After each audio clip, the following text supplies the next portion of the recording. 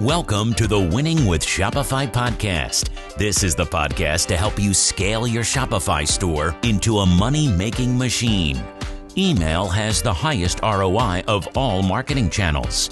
Are you maximizing its potential and growing your list? Drive conversions and create more connections with Seguno, the top-rated email marketing platform built exclusively for Shopify. Seguno is offering Winning with Shopify listeners an extended free trial, plus a complimentary strategy session with an email marketing expert. Visit seguno.com/winningwithshopify to claim your offer. Now, over to your host, Nick Truman. Hi, everybody, and welcome to another episode of the Winning with Shopify podcast. For anyone that's not tuned in before, welcome to the show. And if you're watching on YouTube or any of our social platforms as well, this week might be a little bit different because we've actually got a guest in the flesh I'm going to introduce in a second. Sometimes we just do this over a sort of digital video across the Atlantic with various different people. We're delighted to have a guest in today. This month and the next 2 months coming up as well, we are talking about email and a lot of different tangents, different elements of email and different ways you guys should be using email as well. So if you have any questions relating to email, please go to winningwithshopify.com, fill out any of the forms on the site and just ask your questions. Our sponsors, Seguno, and also the guys here at Winning with Shopify, we're happy to answer questions, give you guys some support. And if you want to check out their tech as well, there'll be a way to do that towards the end. So stay tuned for that. Without further ado, I'm going to introduce my guest, who is both part of Seguno and also a merchant from a company called KillaVanilla. So Chris, welcome to the show.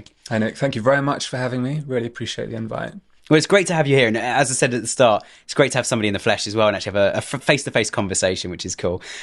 We know about Seguno because we've been hearing about it in the last couple of weeks, but KillaVanilla, what is it? What's your background coming into that as well? Tell us a bit more. Right. So my background is actually real estate development and investment. So I did that for 10 years. Feel very blessed, made some amazing friendships, and primarily dealt with the front end, so buying land and buildings and dealing with contracts and cash flows. But I think there was a part of me that wanted to get closer to the customer, and also a part of me that was drawn to social impact and wanting to make more of a difference. So simultaneous with working in real estate, I was very curious to other things. And KillaVanilla was probably 10 years in the making. Wow. So on the side, the actual very origination, we were trying to help nurses in care home environments deal with odors. Nice. So that was 2016 and a couple of years before that. And then I guess there was a sequence of events that led to the culmination of KillaVanilla. But a key one was getting 30 grand of EU grant funding. Wow. Yeah. And that was through the Access to Innovation course at South Bank Uni. And then in that period of research, we discovered that in a certain kind of indulgent vanilla could suppress sugar cravings. Oh, wow. So that set us on a different path because we thought, well, actually, this is more interesting because we've got health crises around diabetes and obesity. And there's a lot of social impact around that for me personally, at least anyway. So we thought, right. So then I hate the word pivot, but it was a classic pivotal moment. And so we thought, okay, we need to test this for ourselves. And it just so happened that we were competing and training for the British Indoor Rowing Championships. Right. And my best mate and co-founder, super fit guy, he was very close to the cutoff between lightweight and heavyweight. So it's not, say, like boxing, where you have various weight categories. In indoor rowing, which is very niche, you have heavyweight and lightweight, and the cutoff is 75 kgs. Super fit, strong guy, and he realised he could potentially win it if he became a lightweight, but he had a terrible sweet tooth. So we made a prototype of KillaVanilla. And so he went on that journey, and he lost weight, and he lost the 8 kgs with KillaVanilla, the prototype, and he became British lightweight champion. Wow. Which obviously is a massive, massive achievement in itself, as much as just the product actually working as well, I think, from your perspective. And so he turned around to me and said, look, I know this works. And for that period of time with me and shortly after, you see, with my weight at around 100 kgs and competing, the weight isn't an issue. If anything, because of the physics and velocity of a rowing machine, the heavier you are, the faster time that you can pull on an indoor rowing machine, that is. Weight was never an issue. But I would have terrible sugar binges, and it was more about how I felt. And I would just feel terrible afterwards. And I'd have a week of really good training, healthy living, healthy eating, and it would be undone in one evening of binging. Yeah. And I thought, I'm just fed up with this. And so he made me a prototype as well. And over the course of between 2 and 3 months, I killed my own sugar cravings. Nice. And I thought, there's a part of this that is so simple in the sense that we are smelling an indulgent vanilla scent, but we couldn't explain how or why this worked, and therefore didn't feel comfortable taking it to the market, because we can't just tell people to smell this indulgent vanilla. Yeah. And so then another key event was that a couple of months after that, so we are now in Jan 2019, and some research comes out from the University of Florida, and they look at the impacts of food-based indulgent scents. And they undertook trials in school cafeterias and supermarket concierges. Yeah. And the upshot of that research was that 2 minutes worth of exposure to a food-based indulgent scent was something called the cross-modal sensory compensation effect, which is I appreciate it's very wordy, and it's not very catchy. It's not too catchy. But there was a process whereby people were making healthier food choices. And what was happening, and as a part of that key neuroscience, is that the food and the scent receptors converge in the same part of the brain, the orbital frontal cortex, which is where value and reward is determined. Okay. And so there's completely unique relationship between food and scent. Means that when we smell KillaVanilla, it is having the same effect on our brains, because those food and scent receptors are interacting, influencing, and substituting for one another. Yep.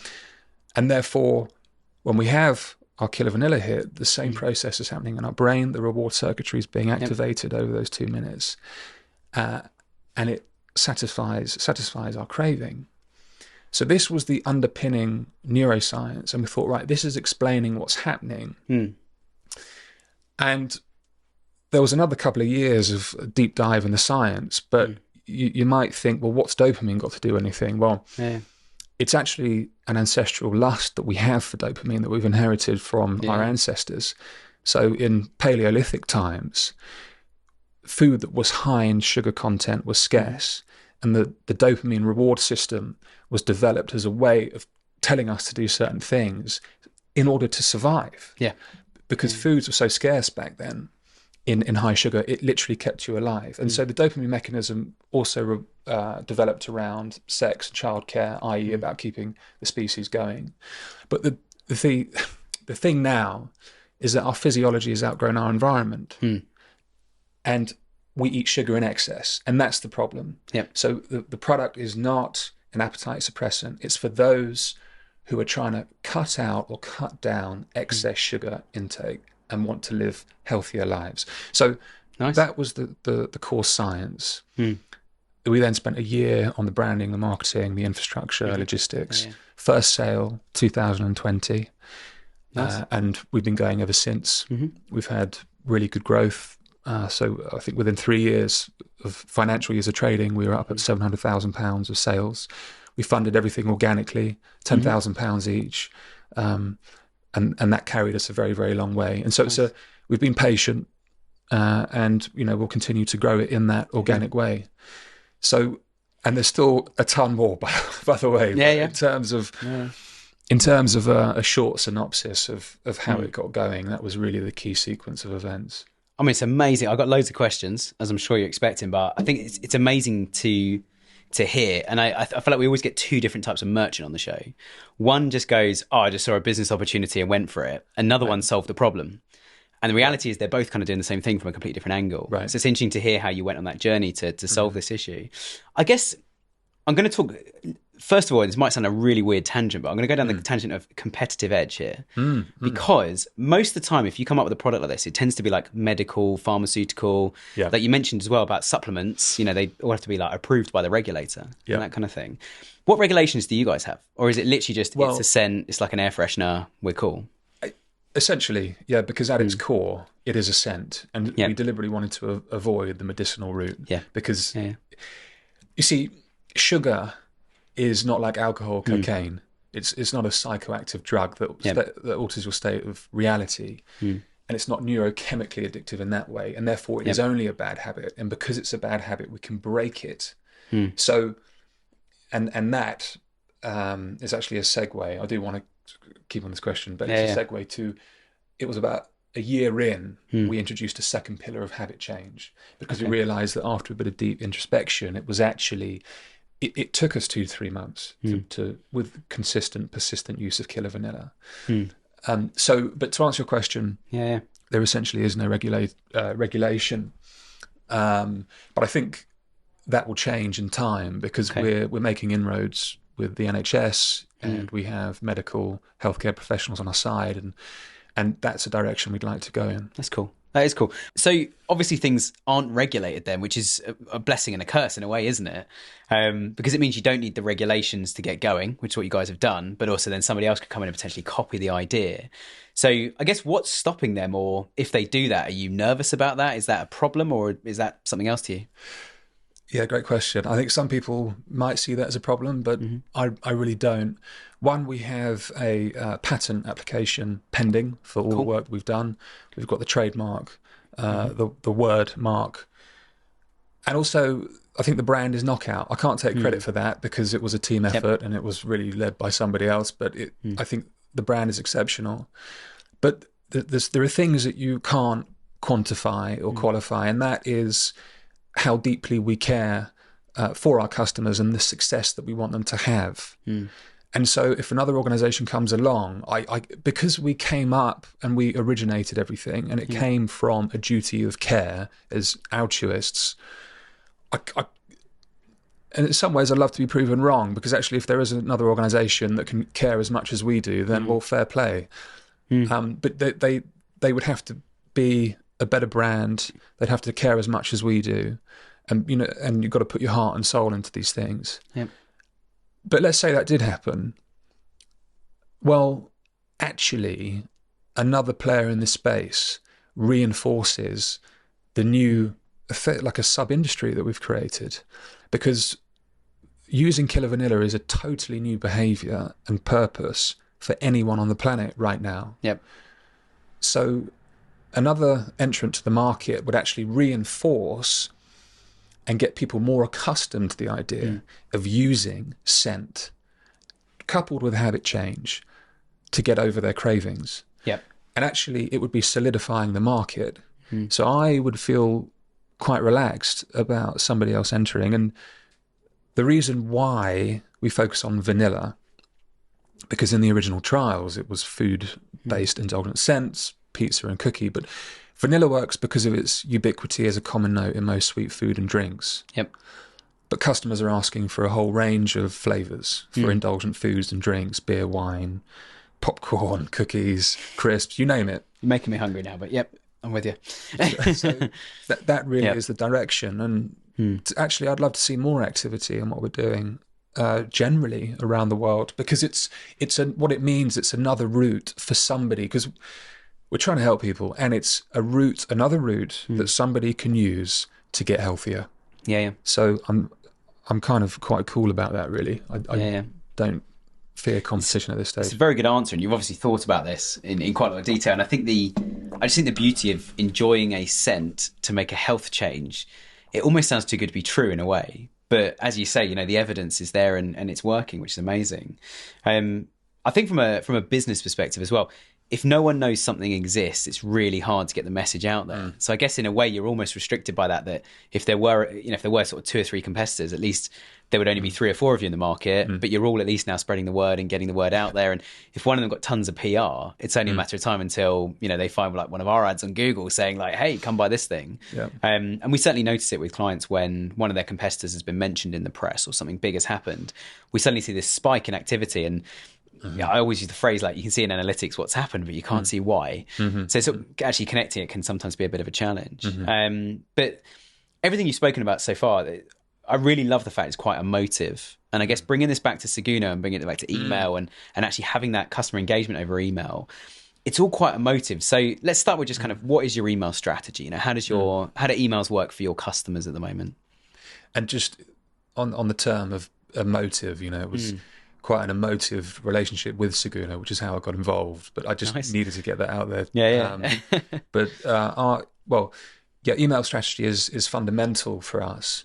One, in terms of the customer and the actual offering. Yeah. So within 18 months of selling, I wasn't quite happy with our actual positioning of what we were really selling people, because we had a strong case for the neuroscience, but really, based on a handful of the feedback that we were getting, we were focusing too much on the neuroscience and about the activation of the reward circuitry in the brain, which takes 2 minutes. And there was a subtle implication that it wouldn't take you long to get over your sugar cravings, when actually, for me and my co-founder, it was a process of 2 to 3 months. And so we then really developed the habit change narrative, which is also critical. So KillaVanilla is neuroscience and habit change, but the habit change is manifest in the form of weekly emails that the customer gets. Amazing. So after 18 months, we did a brand refresh. We rebuilt the website. We developed the packaging. We reorientated everything to our 3-month pack, because we wanted people to be more committed to the process, because at the time we actually only had the single packs available. Part of the 3-month packs was to introduce these weekly emails that guided you through the 3 months. And we have 3 phases for those 3 months. So the first one is commit. This is a new behavior. So there's a lot of testing. There's a lot of emphasis around the key tips. You've got to have it on you at all times. And we also suffer from a perfectionist idea that, okay, I'm never going to have sugar again. Well, unfortunately, that's not realistic, and actually makes it harder. So talking about the relationship of progress versus perfectionism, and that progress isn't linear. Also debunking the myth around it takes 21 days to break a habit. I am answering your question. It's just gonna. This is all part of email. Exactly. Because what these emails are doing is it's channeling this information. And it's a form of coaching. So, for instance, at the end of the first month, we try and encourage feedback.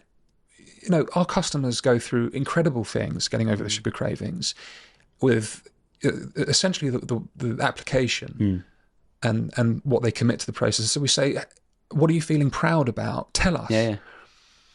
And then we lead into the second month, which is cultivate. So we're still cultivating the new behavior. We're taking a layering approach to identifying triggers, and we get into the habit cycle, which is essentially around the 4 steps of the trigger, the craving, the action, and the reward. And this is a process where we are led by our subconscious. And so with me, and when I was struggling with my sugar cravings, it was actually getting the train home from work, which was the trigger. It was underpinned by other triggers: rubbish day at work, not feeling great about myself, a little bit bored, not that hungry, but a bit peckish. And I just wanted to feel better about myself. And I'd go and smash a twin pack of the certain brand name and feel even worse afterwards. So the trigger and having customers identify their triggers is really important, and writing it down and encouraging our customers to write it down.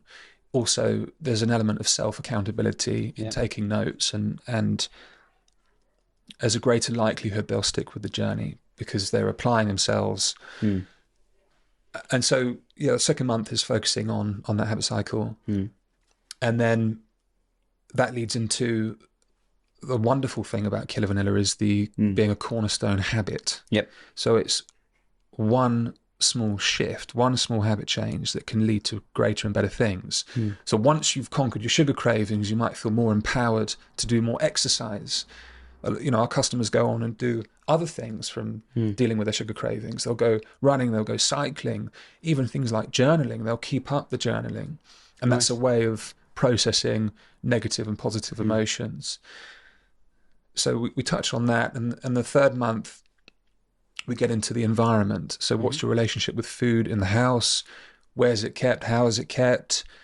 Are you doing yourself a good or bad service by keeping certain foods in the house and the relationship with that? We talk about stress, sleep deprivation, and how that affects our cognitive ability and its relationship with control. Mm-hmm. And so there's a whole course of tips and tricks and nurturing and coaching. Yeah. And it's entirely educational. Mm. So email is part of what we sell. Yeah. And I guess the biggest thing is it keeps them engaged for so long, doesn't it? Right. So trying not to look at it like a sort of Western businessman and going, get as much money as possible. Whilst like you said, for you and your co-founder, it's 3 months it took. That's quite a long time to be trying something. And as you say, you keep using the word habit. The customer's got to keep using this thing. I'm assuming it's daily, is it? 2 minutes a day, or is it? Yeah, it's every time and any time, anywhere your craving comes on. Okay, so it's every time you're craving. So if you then don't have it nearby or you don't do it, so I guess the emails are so important to almost be a kind of, we're still here, we're on this journey with you. Exactly. And so you don't feel isolated. Otherwise, it's just going to fall at the wayside. And people go, oh, I tried that once, it didn't work. When actually, no, you didn't work. You didn't work with the thing that it needed to do. Absolutely. Which I guess we'll come back to email in a sec, but I want to go one tiny tangent on this. That must affect, from your business point of view and from trying to support and help the next group of people, I know it's not group, it's like a stream of them on coming through the website, but trying to help the next group, what you don't want is a review coming through or several reviews saying, oh, it didn't work. And I imagine actually getting this email program correct to then engage these people and keep them engaged must be so important to keep that marketing wheel turning and that cycle of, and I'm using words like marketing and revenue and money, but you've got to keep those new people coming in and they need to come in going, well, it's worked for all these people, I need to try this thing, as opposed to, oh, it didn't work for a load of them. So that brand sentiment must have been so key for you on the journey as well. 100%. I mean, it's the best feeling in the world when we have these very powerful reviews, things like, this has changed my life for the better. We actually get our best feedback with diabetic customers. Wow. Customers, for a moment, I was about to use the word patients, customers who have struggled with years with addiction, sugar addiction, and talking about finally breaking it with KillaVanilla. But you're right. It actually, whilst amazing as that is, really our efforts go into the small handful, because KillaVanilla works for 4 out of 5 people. And when people reach out and say it hasn't worked, okay, we take a dive and we always ask, how are you using it? Are you using it for 2 minutes? Because sometimes people aren't using it in the right way. They don't read the instructions. Are you using it for 2 minutes? Because a slight tangent from my end, the research shows that if you smell it for 30 seconds or less, it actually triggers something called the priming effect, which makes you want it, which is why when you walk past a retailer or bakery and you get that wonderful carby flavour. I did write down bread at the beginning of this conversation because when you start talking about scents and actually being put out in that way, every time I walk into my local Sainsbury's, which is a supermarket in the UK, as soon as I walk in, I just smell bread, and I rarely leave without a loaf of bread, which means we've started ordering online now to avoid it's not just the bread smell, but as you walk around the shop, there's all the smells, and you go past the hot food counter, you smell chicken and bacon and stuff. So those fleeting moments, and I can't believe that they don't know about this. Because that's what gets you to buy. But if you prolong it over the 2 minutes and more, it reverses the effect. And that's what's known as the cross-modal sensory conversation effect. So I should stand next to the bread counter, you saying? Yeah, give it at least 2 minutes and you'll be surprised. Wow. Yeah, you'll be surprised. Nice. But you're right, it's the bad review. Yeah. We make a real effort and we say, how are you using it? And then, of course, if you like, the automation is happening. And then when somebody reaches out and says, whatever, particularly if it's a bad review, we can then take it one-on-one and say, right, okay, talk me through the process. How are you using it? Go through the key tips again, encouragement. And, sometimes it's a case of they just needed a nudge or a helping hand, a little push. Yeah, absolutely. And it's amazing you take that bad review one-on-one. And I think going back to what we're saying about competition as well, no major retailer is going to get a big pharmaceutical company or something, or somebody offering this on scale across the world. They're not going to get a bad review and go, guys, Janet's unhappy. She's left us a bad review. We need to talk to Janet. They're going to go, one bad, 500 million, good, we're fine. We're fine. Like, it's, I'm obviously hypothetically making up numbers here, but the fact you guys take that one-on-one, I think it must be so powerful. And bringing it back to tech as well, there is the tech nowadays with review platforms as well to ask them to go and update their review and change it, which then means actually the 1-star becomes a 4 or 5-star and my bad, I was actually doing it all wrong. I was ignoring the emails. Now I've engaged with them. I don't crave sugar anymore, which I think is a really compelling story. Yeah, absolutely. Nice. So you mentioned it's a bit of an emotive journey. How did you get involved in Seguno then? Right. Bringing them into the mix. So summer 21 to the end of 22, I went all in. I left real estate, went all into the business. We had something that was fundamentally working, but it needed refining. We needed to rebuild the website. There's a whole lot of work that we did. Upgraded the packaging, the store around the 3 months, a ton of content that we generated for the emails, articles for the Learn section or blog section of the website. And so I went all in, and it's tough because I wasn't earning any money at that time either. And that paid off, though, because it all fueled the growth of the business. It makes you have to try now, don't you? You've got no option. It's Particularly if you're starting the business and growing the business with no capital, effectively. I can't see another way around it unless you have something totally genius. So in the context of it being very hard, and sometimes you feel like things are working against you, you're very cognizant of those who are on your side.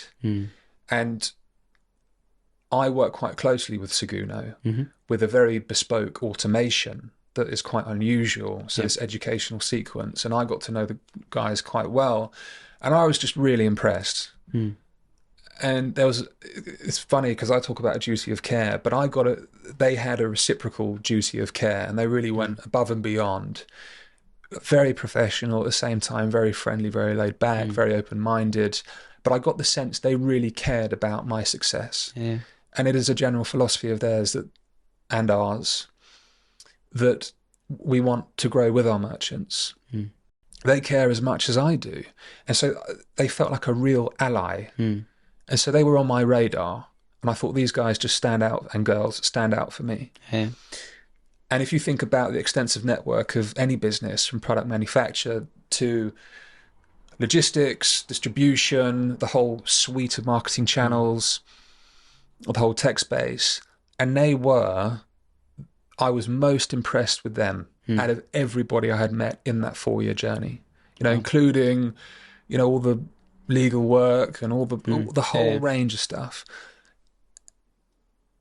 And I think meeting and working with other tech providers reinforced how special I thought Seguno were in every respect. And then looking at Seguno as a business, how affordably priced they are in the market, the customer service, they're 4.9 stars in the Shopify app store. And the product is just so easy to use. And I'm, funnily enough, intrinsically not really a tech guy. But I'm trying to run a business and grow a business anyway. The last thing I want to be doing is coding an email, spending too much time. I need to do it really quickly and just get on with it. I need to focus on the message and the imagery, essentially, and do it in the most efficient way possible. So I thought, this is just like a unicorn.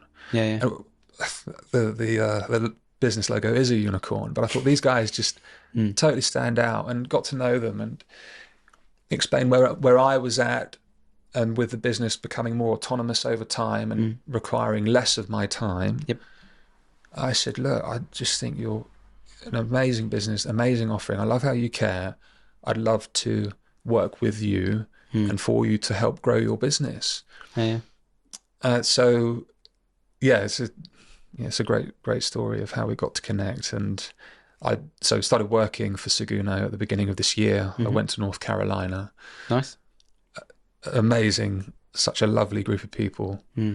There's no ego, there's no politics. It's just all about the merchants. We only care about the merchant's success, and it's really refreshing. And it's a very open-minded, creative, fun environment. So it's just been fantastic. And I mean, when we had Chris on the other day, if anyone's not seen the episode, go and check out the first episode in August, because Chris interviewed me initially, not this Chris, CEO Chris from Seguno, but interviewed me about junk food, favorite animal, and a couple other things as well, which I thought was absolutely hilarious. But I think, I mean, you've hit on quite a few points, I think, that are really interesting for email. As someone who works on PPC and SEO, we drive traffic in, people fill out forms or buy a product. Email now, it's like over to you, like kick on, you kick into gear and you kick on to get that second, third, fourth order. Like you're saying with the email sequence, keep people engaged, keep subscriptions being sold. The challenge we found with email is traditionally, going back sort of 10, 15 years, I found it to just be so cheap. per email, if you took all your costs into account, it's like 1p or 1 cent an email. But as you kind of hit on, costs have skyrocketed and tech's got so complicated that actually, I think, and I kind of said this with Chris as well, I say this regularly, that marketing's been lost from digital marketing. People get, certainly with email, you get so ingrained in like, well, when I make the button yellow, more people click on it than when it's red. And you miss sight of the actual overall message of that email, which is like you've just gone through your sort of three-month series of engagement and habit change and development. Which means on email, you absolutely need to sell the benefits, not the features of the product. And I think that's where people fall down of going like, this new trainer's got this amazing, I think Adidas called it cloud foam. And there's amazing cloud foam that goes in the shoe. And it's like, but if no one knows what cloud foam is, I mean, foam sounds comfy and clouds sound comfy, but if people don't know what that is, you kind of miss the point. So again, it's about that brand message and the education, which I think is so key. So using Seguno then, and obviously working within Seguno now as well, you're kind of a hybrid, which is quite cool. What are some of the automation you've set up beyond just that? You've signed up to, signed up to our email series. You've got this 3 months coming. Yep. Is there any other automation you've used in that process as well? Yes, absolutely. So the automations that were quite transformational for KillaVanilla too, and we would recommend for any business to prioritize these. It's the welcome series. And we'd recommend between 3 and 4 emails within that series. Cool. And then the abandoned cart. And KillaVanilla has 3 emails for that. Once upon a time, I only had 1 email for each, and that wasn't really doing it justice. If you have the 3 to 4, and I actually have 4 emails as part of the welcome, you create a sense of urgency, and you get the customer over the line, as it were. But so the other thing that we do, and lots of other businesses do, is with the welcome series is anchor it around a welcome discount. And then we set an expiry for that discount. To create that urgency. Right. And therefore the 4 emails are kind of evenly distributed within those 10 days. And so when you're getting the last one, the discount does run out 24 hours after. So you're absolutely right with the urgency there. And also the welcome series, you can start to be quite playful with your brand personality and tone. So KillaVanilla is a bit of a Robin Hood. KillaVanilla is very upset around how powerful sugar plays a role, and too much of a role in our diets, in our food industry. That's cool. So we do use the F word here and there, and it comes out in our welcome series. And we are punchy about it because we think actually the industry is not being socially responsible enough, and they could do something about it if they wanted to, but we actually haven't seen any effective legislation come in, truly effective. They've just taxed it more, which is a classic government reaction to anything, is how can we make money? Right. And so in the welcome series, you have an opportunity to start giving a flavour of what the customer is going to experience and be part of, and even maybe be a motive for them or for that customer to reflect on what the brand is offering and how that might appeal to them or not. So the welcome series is not just about the discount, it's an introduction to who you are. And there are lots of permutations of that. Some businesses might talk about the founder story, which can be very powerful, or why they're doing it. So that's a fundamental automation. So welcome, abandoned cart. We have within the Seguno system, we call it product purchase automation. So this is the 12-week educational course, if you like. And so those are the 3 main ones for us currently.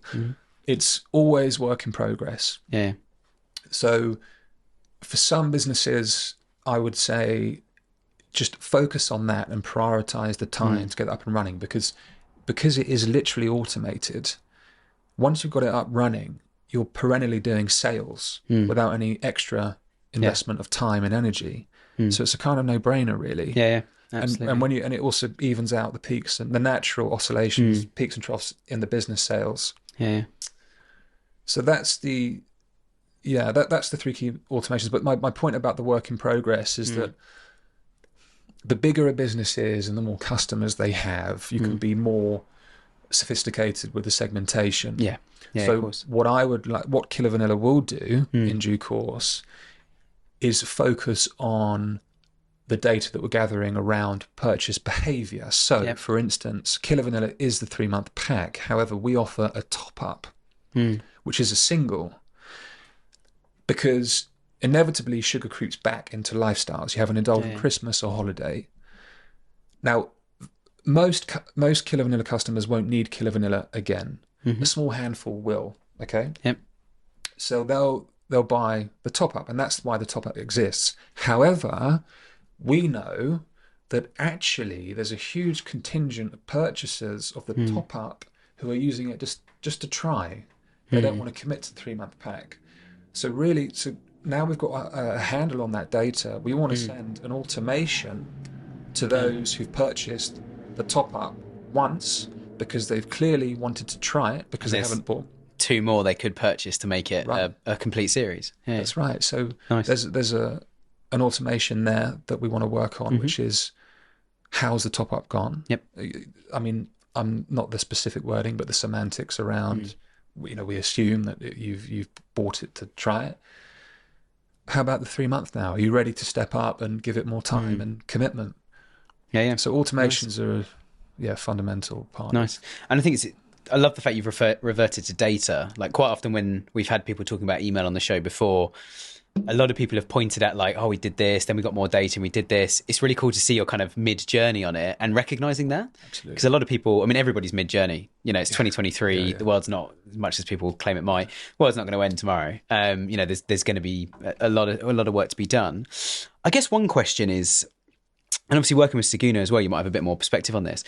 The discount and the welcome series, I'm always kind of like, I'd say I'm seesawing on it a little bit. Yeah. Part of me is like, just offer it, customers expect it, you'll get more sales and the data supports that. Yeah. The other part of me is like, no, hold out for the full amount, get people to properly commit and just take on customers you know are going to properly commit.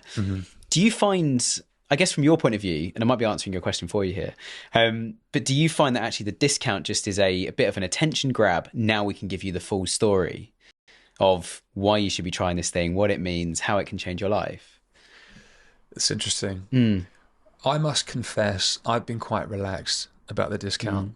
Okay. I'm not so caught up about getting the full price. I think if you were a purist in some ways, you could argue, because you could cultivate a really powerful story without the discount as to why you should buy. So I do agree with that school of thought. That's one way of doing it. And we probably could do that. But if it's a difference between a certain proportion buying and not buying, I think at this stage, I'd rather they just bought and experienced it and get healthier. So it's actually, I don't really have a strong preference. I'm quite relaxed. And I've probably gone for the discount because there's a greater likelihood of the sale rather than not. Which makes sense. But there is a scenario. You may not need it if you believe in your story and actually want to be more bullish around, no, let's be stricter with ourselves and get more sales at the higher price point. Yeah. I mean, I think a lot of customers just expect it now, which is, like I say, I'm kind of seesawing on this. My personality type, if anyone watching hasn't worked this out, I'm a debater. So someone could say something I agree with, I completely disagree, which is why I'm always looking at both sides. I think, some customers land on sites now and they immediately, and we see it in the Google search data of people going like brand name, discount or voucher code or something to try and find some sort of discount. But I think a lot of brands are just waiting, or a lot of people go on sites and they're just waiting for the brand pop up to go like, 15% off your welcome offer. Right. But it does work. If you're on a site for the first time and you're like, these guys might have the thing I'm looking for. I've been looking for on 4 or 5 sites now. They might have the thing I'm looking for at the right price. I'll just sign up anyway and see what happens. And now the automation kicks in. So it definitely does work. Definitely. We're going to bring us into land now with one final topic to talk about, which I think is really important here. We've spoken about your customers, spoken about the brand, the products. We've spoken about email a lot. How does your email and that overall amazing brand that you've explained that you guys have spent a lot of time and energy and money into that, how does all of that work on omni-channel then? How does email fit into the bigger, wider journey? Do people get the same experience if they follow you on social media versus the email welcome series versus the website? Do you guys see them all as different channels? Like, how does the omni-channel fit together? Great question. I must say, as a business, there isn't really a synchronicity with each channel.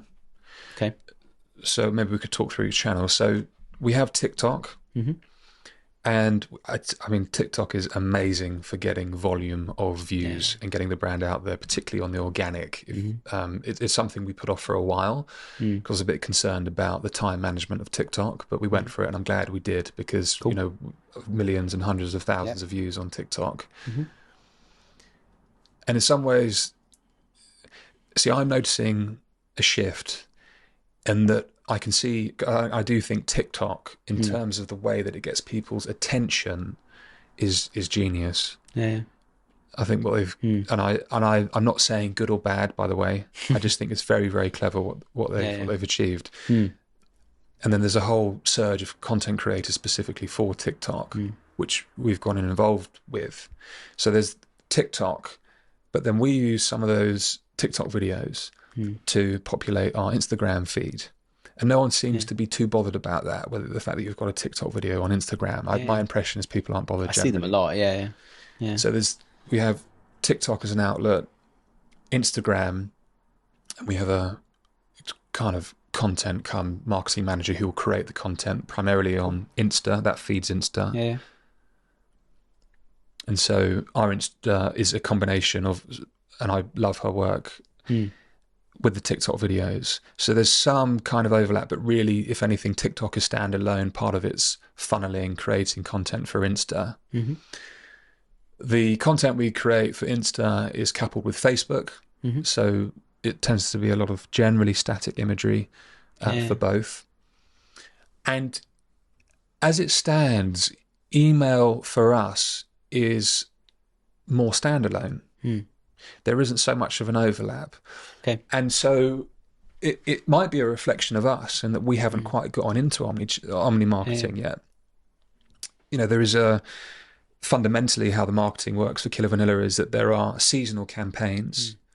So our on season is mid-December to the end of May. And there'll be certain things that fuel that, i.e. wanting to just, you've had an indulgent Christmas, you want to sort it out. Okay, so that's the post-Christmas period, for example. We then have killer campaigns that might be a partnership with a charity or a medical individual, or it might be FUCK sugar, because we're getting fed up with sugar's excessive role in society, for example. That, all those themes permeate in our different channels. So it works that way. But we haven't yet gone from email marketing to the other channels. Yeah. But I think you make a good point, though. Anyone seeing you on social, like I mentioned your organic TikTok views, those guys are going to go to the website and check this thing out, especially if the video was empowering or powerful to them. So I imagine it is feeding one way, isn't it? But as you say, actually getting email maybe at the end of their, you're now no longer craving sugar, you finished the term, getting those guys to then share their experiences back on social to grow it. Are you saying that's the bit that's not quite happened yet? That's right. But that is such a brilliant idea, and that is something that we really ought to be doing. Yeah, and it's something for free. That's and that's something that is something we will do in time. Yeah. And actually, I find it a bit agonising talking about it that we're not doing it, to be honest. But it's something we should be doing. Amazing. Well, look, we've got through all my questions, and thank you so much. I really appreciate your time. It's been great to hear about the story so far. Thank you very much for having me. Amazing. Well, as I say, we're going to be continuing this series for the next 3 months. So if you've enjoyed today's episode, hit the subscribe button, leave us a little review. And if you want to ask a question on email as well, Chris and the other guys at Seguno, very happy to answer questions as we are as well. So go and check out winningwithshopify.com. Final question then, Chris. If people want to reach out to you or reach out to Seguno, what's the best way to get in touch? Yeah, please get in touch with me. So my best email is chg@seguno.com. So that's chg@seguno.com. Happy to talk about anything, any queries, strategy, whatever it might be. I've got time, so please get in touch. If anyone wants to get in touch about KillaVanilla, my email is chris@killavanilla.com, killer with an A. Awesome. Amazing. Well, thank you so much, Chris. And for everybody watching, we'll be back again next week. Make sure you tune in then next Friday. We'll be posting our next episode. Thanks for watching.